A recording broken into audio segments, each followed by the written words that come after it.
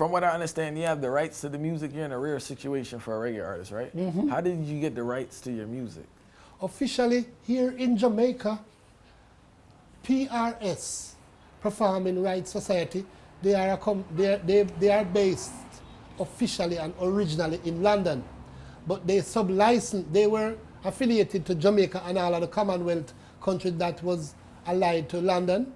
From 1911, the copyrights law for our works here in Jamaica, we would register through PRS, and PRS would collect for us worldwide and then send it to us, send us back our statement or our payment here in Jamaica. So when you register with PRS, you automatically copyright. It's your rights, it's your song. So while some of us here in Jamaica would use to copyright our song with PRS, or MCPS, another publishing company in London, MCPS, Mechanical Copyrights Performance.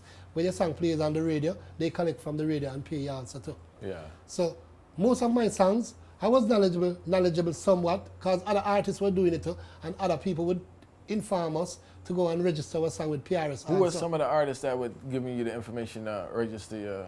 People like Sugar Minott, he was around and could register, did tell us a lot of things. Because Sugar Minott, he had a label titled Youth Promotion. He knew that there was a lot of young talent in Jamaica, and he would sometimes try to take them and produce them and give them some support. You came through Youth Man Promotion too a No, little bit? not really. No, I run around the circles, but I was recording with other producers before. Then. Yeah, but I know of him, I know of all that too. Because I knew he also produced people like Junior Reid, Michael Palmer, and a couple of the more artists too. But I was already producing by other producers already, so I just stick to But from Youth Man Promotion, Sugar Minott was a great assistant to the music and young talent at the time. Even getting us to copyright our song and telling us some of the information. Because Sugar Minott used to spend a lot of time in London. So he had already knew, and Sugar Minott used to record for Studio One, Clement Dadds. Yeah. So Mr. Dadds also would know the music rights to record, license the songs them with PRS in London. So some of us as artists in Jamaica, in truth and in fact, many of us did not know Jack. But few of us who knew, we took it reasonable and registered our songs. Because the usual format is you go voice a song, you get paid up front. You get an advance. And that's the end of that. That's how they used to, somewhat, you don't get much royalty. But they used to do pay royalty, but nothing much. Yeah. Because you never had nobody who auditing how much really sells.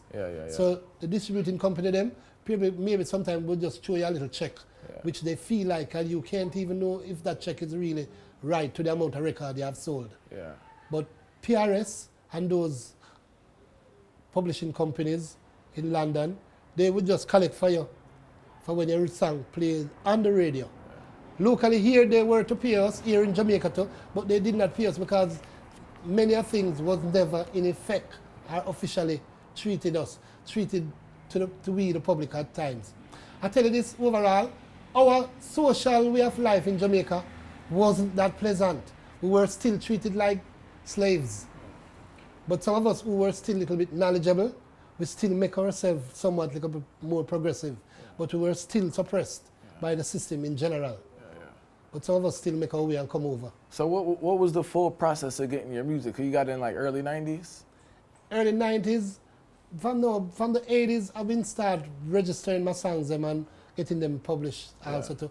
But late in the 90s really come now, I was more officially with people like Universal, BMG, recording company. They gave me, I had a publishing deal with them like about 95. This came about by, there was a group in California by the name of Sublime. They had recorded over one of my tracks from the album Greetings, a song titled Loving, and that song did a lot of major works for them. The youth, the leader for the group Sublime, was called Brad, but he had died. But Brad, I never ever get to meet him, so sorry I never get to meet him alive. He had died, but the group, there are some members, they were still around. So we met them, my manager, talked to them and we met together and did a tour. And from there, the whole thing was negotiated with my part of publishing, my share or my rights, and my manager and BMG come together and they put the deal together and gave me a publishing deal. And from there, all the rest of my songs that I was recording from the 70s to the 80s to the 90s, they all just fall under one umbrella. So you have the rights to all the big hits? Yes. All right, congratulations then. Yeah. All right.